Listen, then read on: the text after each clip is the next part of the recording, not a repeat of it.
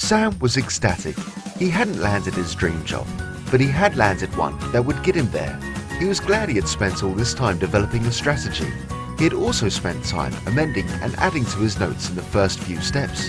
He also added to his notebook a development plan to help him develop his career capital, an application tracker to make notes of applications he had made. He did this as after the first 5 he was losing track and ended up with over 20. He also made a note of obstacles he had encountered and how to potentially overcome them. Once his notebook was completed, he then spent some time writing thank you notes to all the people that helped him along the way to give them an update. Dave was delighted when he received his thank you.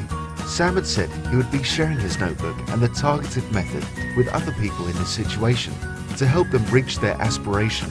He would be paying it forward.